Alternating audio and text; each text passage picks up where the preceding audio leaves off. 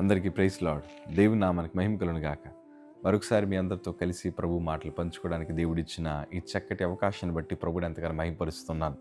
మీరందరూ బాగున్నారు కదా? మీకోసం మేము అనుదిన ప్రార్థన చేస్తున్నాం. And we are very blessed to have this 2025. ఈ 2025 సంవత్సరంలోకి ప్రభు మనందరినీ అడుగు పెట్టించారు. నిజమే, తెలియకుండానే 2024 సంవత్సరం ముగించబడింది. ఎన్నో పరిస్థితులు మనం చూసాం.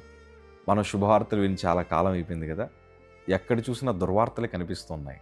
ఎక్కడ చూసినా నిందలు, అవమానాలు, హత్యలు, లేకపోతే బలాత్కారులు, వ్యభిచారులు, దొంగతనం చేసేవారు, హత్యలు చేసేవారు, ఎన్నెన్నో పరిస్థితులు ఎన్నో వార్తలు మనం వింటూ ఉన్నాం. ఇదివరకు ఎక్కడి నుంచో వచ్చి హత్యలు చేశారయ్యా, ఎక్కడి నుంచో వచ్చి దొంగతనం చేశారయ్యా, ఎవరి వల్ల వచ్చింది మాకు సమస్య అనేవారు. కానీ ఇప్పుడు వాస్తవానికి నానుకున్న వారి దగ్గర నుంచి ఎన్నో సమస్యలు, ఎన్నో బాధలు అనుభవిస్తున్న పరిస్థితులు. ఈరోజు భర్తలు భార్యలను చంపారని, భార్యలు భర్తలు చంపారని, పిల్లలు తల్లిదండ్రులను చంపారని రకరకాల వినకూడని వార్తలని మనం వింటూ ఉన్నాం. ఇవన్నీ చూస్తున్నప్పుడు ఏమనిపిస్తుంది చెప్పనా? మనం ఉంటున్న కాలం మంచి కాలం కాదు, కడవరి దినాలకు వచ్చేసాం. ప్రభు లేఖనాలు కూడా అంటాయి కదా, ఇది చెడు కాలం. ఈ చెడ్డ దినాల్లో మనం క్షేమంగా బ్రతకాలంటే మనం ఏం చేయాలి? ఇది మనం ప్రాముఖ్యంగా నేర్చుకోగలగాలి. ఎందుకంటే ఈ 2025 సంవత్సరంలో మనందరము క్షేమంగా ఉండాలి. ఎలా ఉండాలి తెలుసా? దేవుని రెక్కల చాటును మనందరం మరుగుపరచబడాలి. ఆయన రెక్కల చాటును మనందరం ఉండాలి. అక్కడ మాత్రమే మనకు క్షేమం ఉంటుంది తప్ప మరెక్కడ మనం క్షేమంగా ఉండలేం. ఈరోజు దేవుని బిడ్డలుగా మన చుట్టూ ఎన్నో పరిస్థితులు మనం చూస్తూ ఉన్నాం. ఎన్నో నేరాలు ఘోరాలు మనం చూస్తూ ఉన్నాం. ఒకవైపు చూస్తే మతోన్మాదుల పరిస్థితులు కనిపిస్తున్నాయి. మరొక వైపు చూస్తే గవర్నమెంట్లో రకరకాల పరిస్థితులు మనకు కనిపిస్తున్నాయి. మరొక వైపు చూస్తుంటే మన కుటుంబంలో ఎన్నో శోధనలు, కీడు ఎటువైపు నుంచి వస్తుందో మనకు అర్థం కాని పరిస్థితి మధ్యన మనం ఉన్నాం. ఈరోజు మనందరం క్షేమంగా ఉండాలన్నా, సురక్షితంగా ఉండాలన్నా ఈ మాటలు ఖచ్చితంగా మన హృదయంలో పెట్టుకోవడమే కాదు, దాన్ని మనం అనుసరించే వారిగా ఉండాలి. దేవుని వాక్యంలో ఆమోసు గ్రంథము 5వ అధ్యాయము 13వ మాట మనం చదవగలిగితే, ఇది చెడు కాలము గనుక ఈ కాలమున బుద్ధిమంతుడు ఊరకుండును. మీరు బ్రతుకున్నట్లు కీడు విడిచి మేలు వెదుకుడి.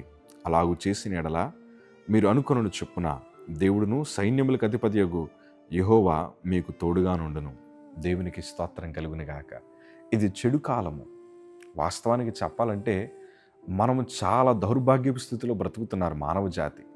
నిజంగా మీ చుట్టుపక్కల పరిసర ప్రాంతాల్లో మీకు ఎన్నో విషయాలు మీకు తెలుస్తూ ఉంటాయి. వాస్తవానికి చెప్పాలంటే ఎక్కడ మంచి కనిపించట్లేదు. ఇవాళ మనిషి జీవితం మారిపోయింది. దుష్ట సాంగత్యం మంచి నడవడికను చెడిపేసింది. అందరికీ బ్యాడ్ సర్కిల్, బ్యాడ్ ఫ్రెండ్స్. మొన్న జనవరి 1కి 31 నైట్కి ఎంతోమంది యువత, ఎంతోమంది కుటుంబాలు త్రాగుడికి బానిసలైపోయి కొంతమంది రోడ్ల మీద ప్రాణాలు కోల్పోయారు, సముద్రాల్లో ప్రాణాలు కోల్పోయారు. ఒక దుష్ట సాంగత్యము వారి నడవడికను చెడిపేసి చివరాఖరికి వారికి మరణాన్ని ఇచ్చేసింది.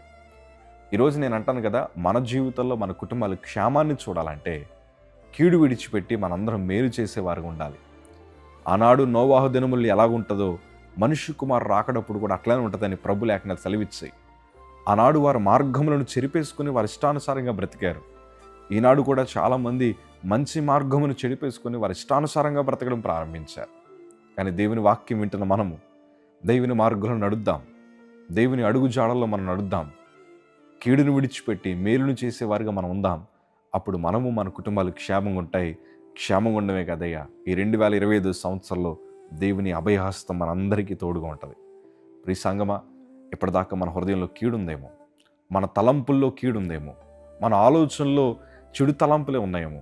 కానీ ఈరోజు మనం వాటన్నిటిని కొట్టివేద్దాం. ప్రభు కోసం అడుగులు ముందుకేద్దాం. మేలు చేసేవారుగా ఉండాలి. ఒక మంచి మొక్కను నాటిన వాడు ఎప్పుడూ మంచి ఫలాలని అనుభవిస్తాడు. ఒక ముళ్ళ చెట్టుని నాటిన వాడికి ఎప్పుడూ ఆ ముళ్ళే తగులుతాయి కానీ ఫలాలు ఏం తగలవు. ఈరోజు నేను అంటాను, మంచి విత్తనాన్ని మనం నాటుదాం, మంచి ఫలాలను అనుభవిద్దాం. God bless you. Praise the lord.